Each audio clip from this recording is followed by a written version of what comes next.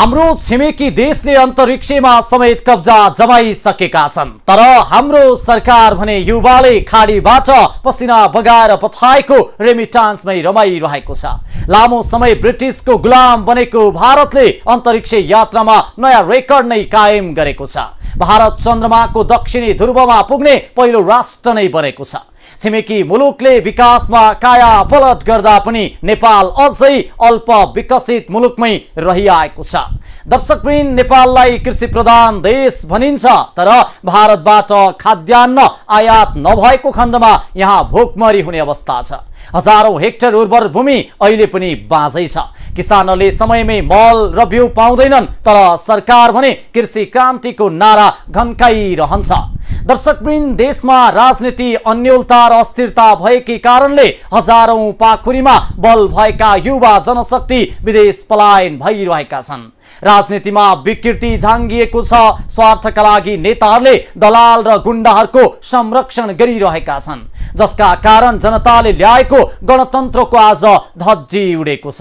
देशमा गणतन्त्रलाई हतियार बनाएर नेताहरूले मन परितन्त्र चलाइरहेका छन्। देशमा ब्रह्मलुट मचाउने केही थान नेताको झुण्डलाई जनताले अब भने पाखा लगाउनै पर्छ। नमस्कार, यो हो खबर अपरेसन। म हेमराज भट्ट। 2 वर्ष अघि स्थापना भएको दल नेकपा एकीकृत समाजवादी अहिले संकटमा परेको छ। नेकपा एमालेमा विद्रोह गरेर माधव कुमार नेपाल, झलनाथ खनाल लगायतका नेताहरूले स्थापना गरेको दल कमजोर बन्दै गएको छ। 2079 मा भएको आम निर्वाचनमा एकीकृत समाजवादीको नतिजा निकै कमजोर आयो। वर्षौंदेखि राजनीतिमा अड्डा जमाएर बसेका नेताहरूकै पार्टी भए पनि जनताले उनीहरूलाई पत्याएनन्, जसका कारण एकीकृत समाजवादी राष्ट्रिय दल नै बन्न सकेन। पछिल्लो समय एकीकृत समाजवादीका केही प्रभावशाली नेता एमालेमा प्रवेश गर्न थालेका छन्। किन जाँदैछ त समाजवादीमा विभाजनको पहिरो? हेर्नुस् यो रिपोर्ट। एमालेबाट अलग भई माधव कुमार नेपालको नेतृत्वमा बनेको एकीकृत समाजवादी पार्टी शनिबार 2 वर्ष पूरा भएको छ। विभिन्न उतार चढाव बीच एमालेलाई सत्ता राजनीतिबाट विमुख गर्न र आफू केन्द्रदेखि प्रदेशसम्म सत्ता राजनीतिमा जोडिन सफल भए पनि संगठन विस्तार र आन्तरिक मतभेद व्यवस्थापनमा भने समाजवादी असफल जस्तै देखिएको छ। अध्यक्ष नेपाल र सम्मानित नेता झलनाथ खनाल बीच राजनीतिक वैचारिक र संगठनात्मक मतभेद छताछुल्ल भएको छ। 2078 भदौ 9 मा निर्वाचन आयोगबाट पार्टी दर्ताको प्रमाणपत्र लिएको एकीकृत समाजवादीले शनिबार पार्टी पुनर्गठन दिवस मनाएको थियो। अध्यक्ष नेपालले विद्रोहको औचित्य पुष्टि भएको बताउँदै आए पनि संगठन झन्झन खुम्चिँदै जाँदा चुनौतीपूर्ण बनेको छ। पार्टी सरकारमा छ, तर पार्टीको भविष्यप्रति आश्वस्त हुन नसकेका नेता कार्यकर्ताको पार्टी परित्याग गर्ने क्रम जारी छ। एमालेबाट विद्रोह गरेर संसद पुनर्स्थापना र स्थायित्वको राजनीतिक एजेन्डा पूरा गराउन भूमिका निर्वाह गरे पनि कम्युनिस्ट आन्दोलनको पुनर्गठन र रूपान्तरण गर्ने काममा एकीकृत समाजवादीलाई अपेक्षाकृत सफलता हात लागेको छैन।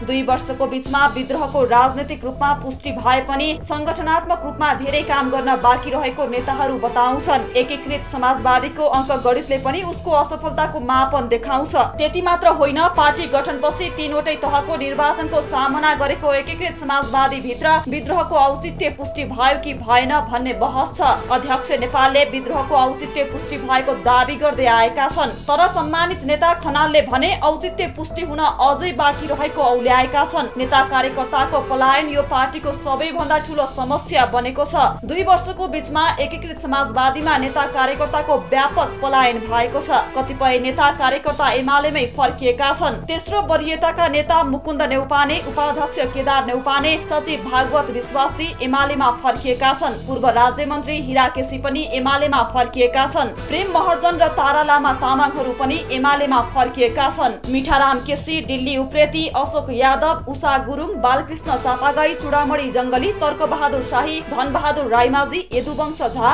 विक्रम शाही, गणेश खनाल, देवीलाल थापा, सरोज यादव, शारदा स्वर्णकार, बिना बुढाथोकी, चन्द्रलाल बुढा, कुलवीर चौधरी, अशोक चन्द, सुभाष कर्मचार्य, कुर्मराज शाही, रीता रावल लगायत नेताहरू पनि एमालेमा फर्किएका छन्।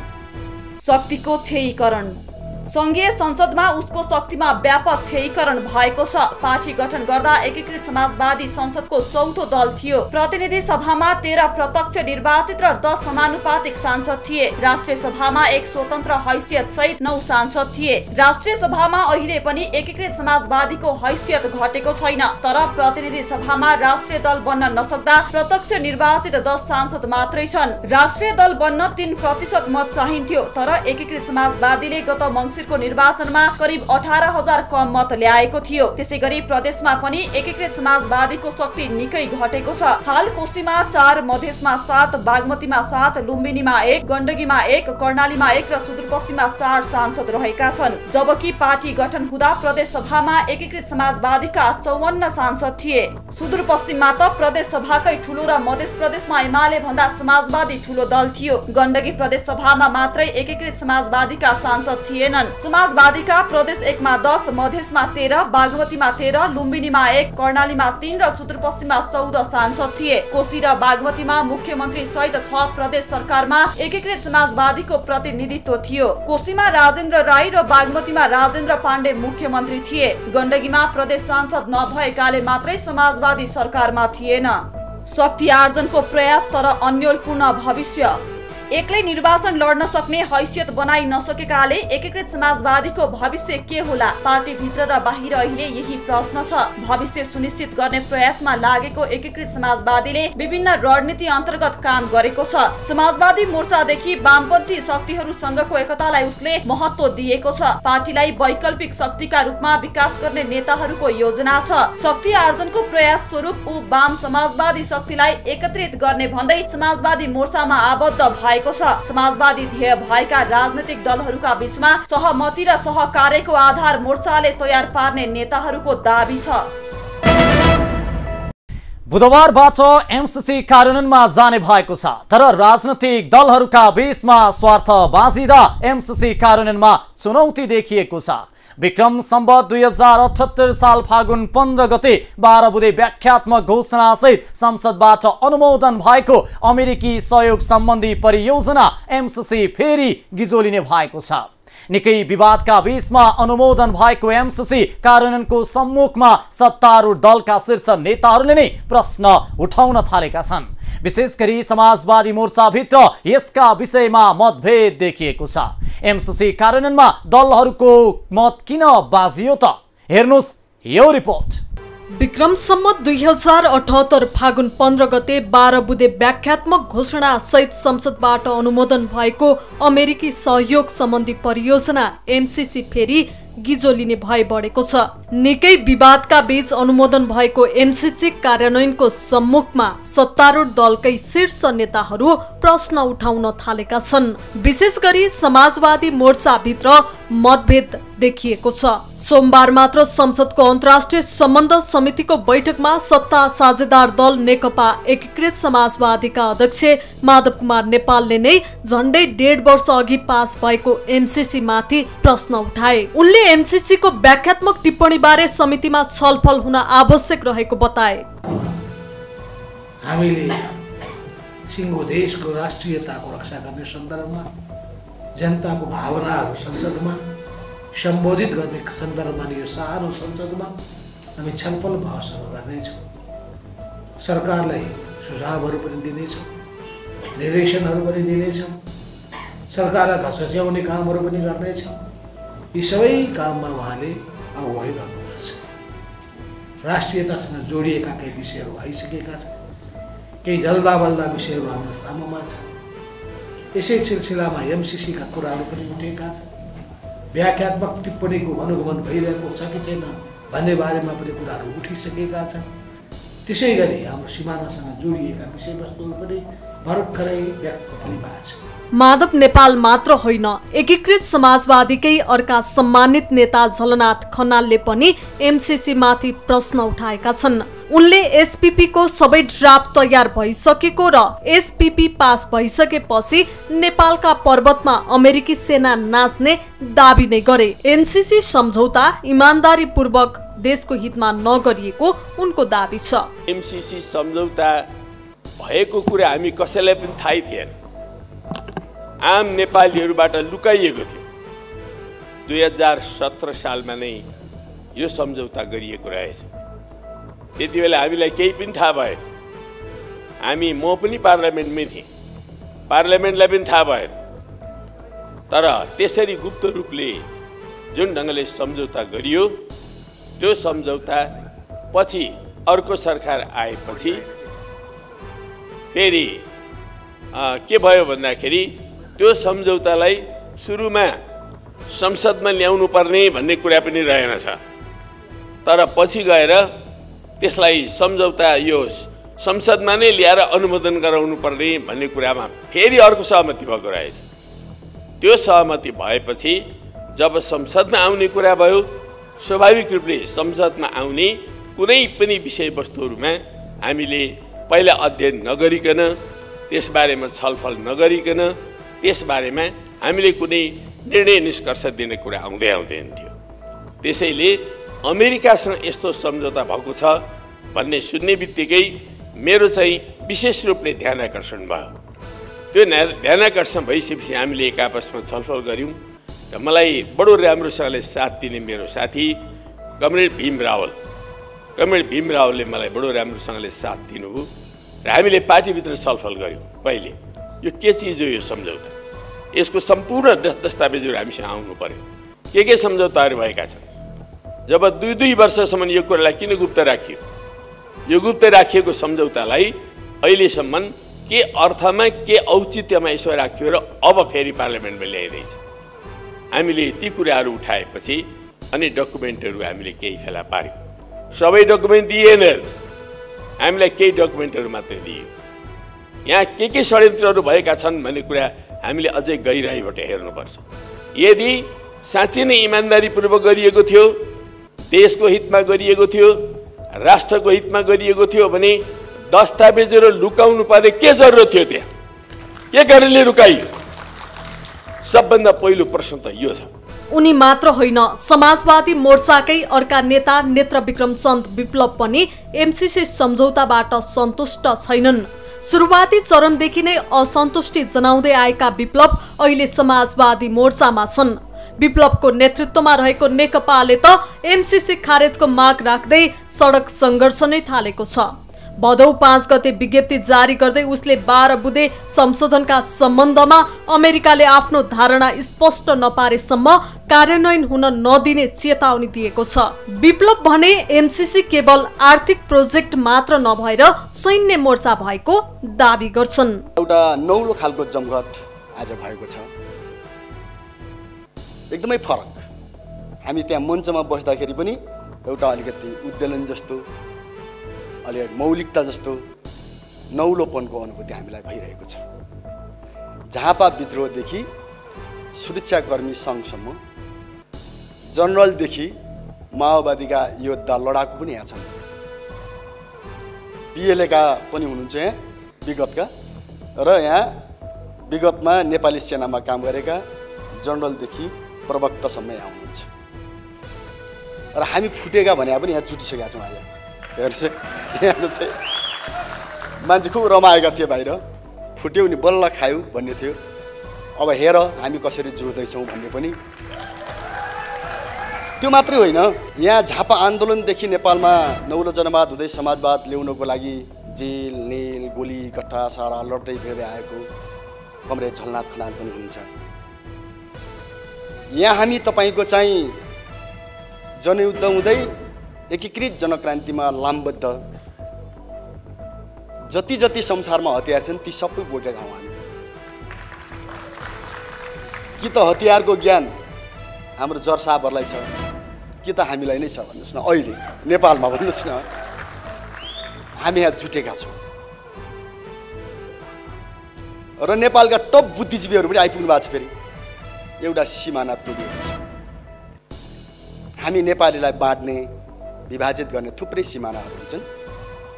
देशलाई समस्या पर्दाखेरि कोही बोल्ने कोही नबोल्ने खालका सीमाहरू हुन्छ। यो मञ्चमा आज उपस्थित हुँदाखेरि त्यो सीमा भत्किएको अनुभूति भएको छ। एउटा सीमा भत्किएको छ र यहाँ नेपाल उभिएको जस्तो एउटा अनुभूति हुन्छ। को नेपाल? नेपाल दुईटा छन्। एउटा नेपाल मालिकहरूको अगाडि नाक रगडेर बस्ने मान्छेहरूको छन् यहाँ,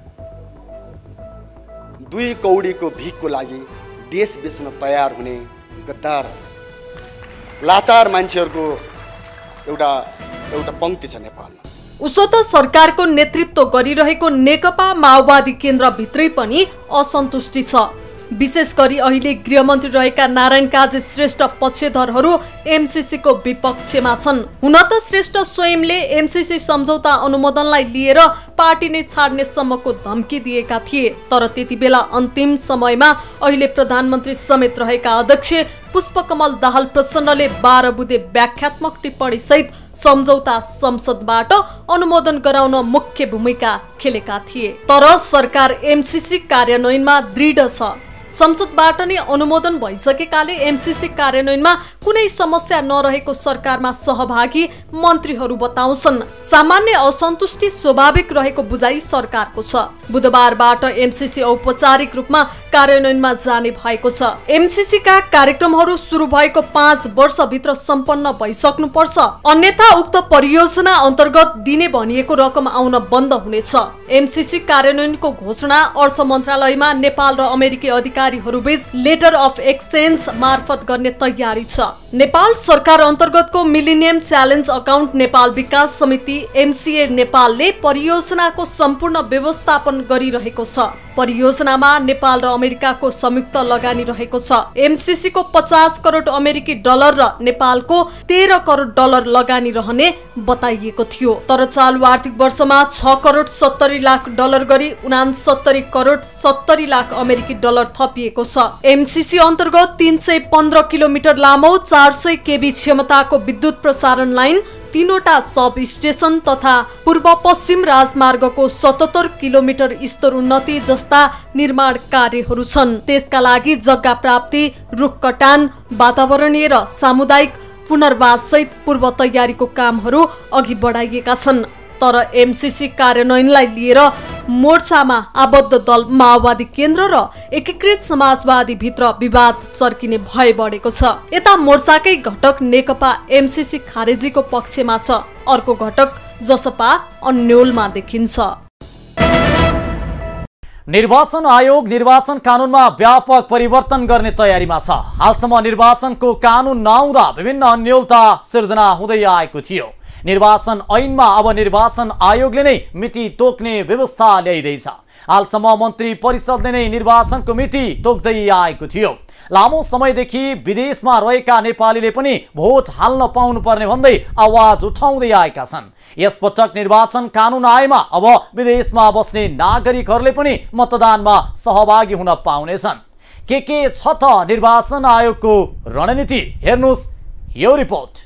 नेपालको निर्वाचन प्रणालीप्रति बेला बेलामा विभिन्न खालका प्रश्नहरू उठ्ने गरेका छन्। टिकट वितरणदेखि चुनाव जित्नका लागि एकजना उम्मेद्वारले करोडौं खर्च गर्ने गरेका कारण निर्वाचन प्रणाली ज्यादै महँगो भएका कुरा पनि राजनीतिक दलकै नेताहरूले प्रश्न उठाउने गरेका छन्।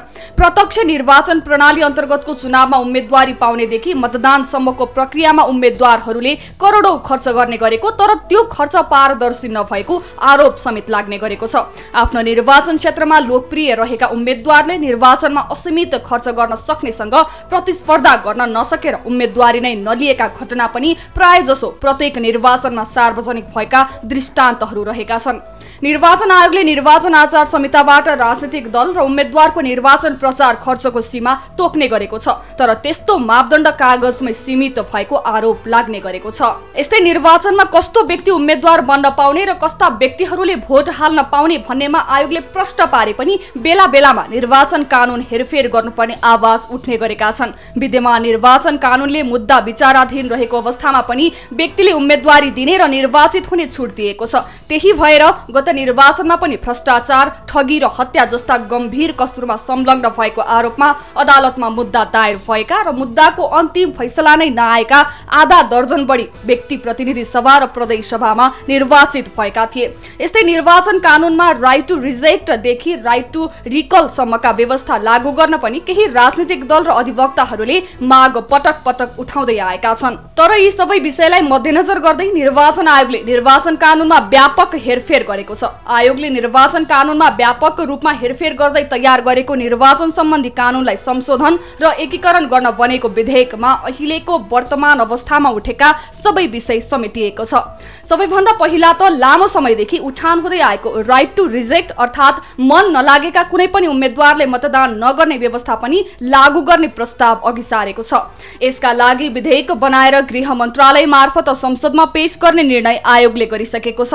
निर्वाचन आयोगले तयार पारेको विधेयकको दफा 205 को 1 मा कुनै मतदाताले कुनै पनि उम्मेद्वारलाई निजको समर्थन नरहेको भनी दफा 95 को उपदफा 4 को खण्ड ख बमोजिम मतदान गर्न चाहेको खण्डमा कुनै पनि उम्मेद्वारलाई समर्थन नरहने गरी मतदातालाई तोकिए बमोजिम मतपत्रमा मतदानको व्यवस्था गर्न सक्ने व्यवस्था गरिएको छ। यस्तै यसका लागि कुनै पनि उम्मेद्वारलाई मतदान नगर्ने मतदाताले मतदान गर्ने निर्वाचन चिन्ह बारे पनि व्यवस्था छ। यसैगरी मतगणना गर्दा कुनै पनि उम्मेद्वारलाई समर्थन नरहेको मत संख्या मतदान भएको कुल सदर मतको 50% भन्दा बढी भए त्यस्तो निर्वाचन रद्द नै हुने व्यवस्थाको प्रस्ताव पनि मस्यौदामा छ। त्यहाँ पुनः निर्वाचन कार्यक्रम गरी मतदान गराउनु पर्ने प्रस्ताव अघि सारिएको छ। यस्तै लामो समयदेखि उठ्दै आएको विदेशमा रहेका भोट हाल्न योग्य नेपाली नागरिकहरूले समेत भोट हाल्न पाउने विषयमा पनि आयोगले प्रस्ताव अघि बढाएको छ। विदेशमा रहेका मतदाताले पनि मत दिन पाउने अधिकारका लागि मस्यौदामा व्यवस्था गरिएको हो।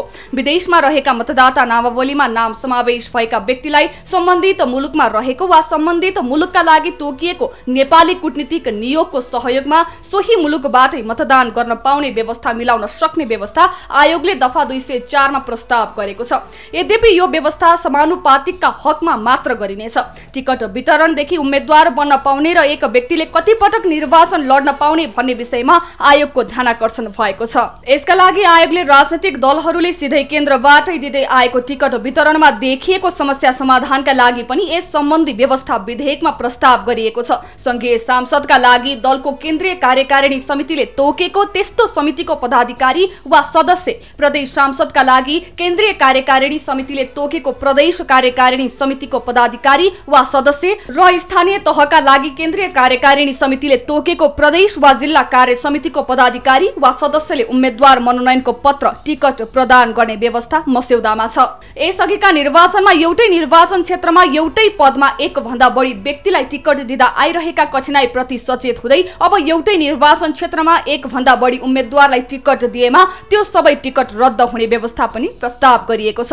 विद्यमान निर्वाचन कानुनले मुद्दा विचाराधीन रहेको अवस्थामा पनि व्यक्तिले उम्मेद्वारी दिने र निर्वाचित हुने छुट दिएको छ, जसकारण विगतदेखि नै निर्वाचनमा भ्रष्टाचार, ठगी, हत्या जस्ता जघन्य अपराधमा मुछिएका र मुद्दाको अन्तिम फैसला नै नभएका व्यक्ति प्रतिनिधि सभा र प्रदेश सभामा निर्वाचित हुँदै आएका छन्। निर्वाचित भइसकेपछि निलम्बित हुने प्रवृत्तिलाई रोक्न उम्मेद्वारको अयोग्यता सम्बन्धी व्यवस्था पनि कडा बनाइएको छ। भ्रष्टाचार सम्बन्धीको मुद्दा दायर भएर अभियुक्त बनेको व्यक्ति समेत अब निर्वाचन उम्मेद्वार बन्न नपाउने व्यवस्था पनि मस्यौदामा राखिएको छ। कुनै तहमा पराजित भएको व्यक्ति सोही कार्यकालमा अर्को कुनै तहमा उम्मेद्वार बन्न नपाउने व्यवस्था पनि सोही दफामा छ। उक्त दफामा संघीय संसद, प्रदेश सभा वा स्थानीय तहको सदस्य पदमा उम्मेद्वार भई पराजित भएको व्यक्ति त्यसको पदको कार्यकाल पूरा नभएसम्म कुनै पनि तहको निर्वाचनमा उम्मेद्वार हुन नसक्ने व्यवस्था छ। तर उही निर्वाचन क्षेत्र वा तहमा हुने सोही पदको उपनिर्वाचनमा र प्रतिनिधि सभा वा प्रदेश सभा सदस्यको समानुपातिक निर्वाचनको बन्द सूचीमा नाम समावेश भई निर्वाचित हुन नसकेको व्यक्तिको हकमा भने यो व्यवस्था लागू नहुने व्यवस्था प्रस्ताव गरिएको छ।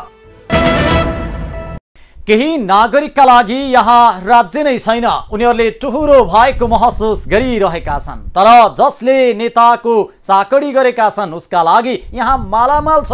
वर्षौंदेखि नेताहरूको आशीर्वादका कारण उनीहरूले करोडौं कमाएका छन्। तर आम भुइँ मान्छेका लागि भने जति जोगी आए पनि कानै चिरेका भने जस्तै भएको छ। जसको सरकार आए पनि उनीहरूलाई केही फरक परेको छैन। आम जनताले जीविका चलाउन पसिना बगाउनै पर्छ, 10 नङ्ग्रा ख्याउनै पर्छ। तर नेताहरूका आसे पासेलाई भने बसी बसी खान पुग्छ। मात्रै नेताहरूको जय जयकार गरिदिए हुन्छ। पैसा कमाउन उनीहरूले कुनै टाउको दुखाउनु पर्दैन। चुनावका बेला मात्रै नेताहरू गरिबलाई सम्झने गर्दछन्। तर चुनाव जितिसकेपछि सिंहदरबारको न्यानो एसीमा रमाइरहेका हुन्छन्। गणतन्त्रमा पनि जनतालाई दास सम्झिने मनोविज्ञान नेताहरूकै लागि आत्मघाती छ। हवस् त आजलाई खबर अपरेसन यति नै। हाम्रो खबरदारी जारी नै छ। नमस्कार।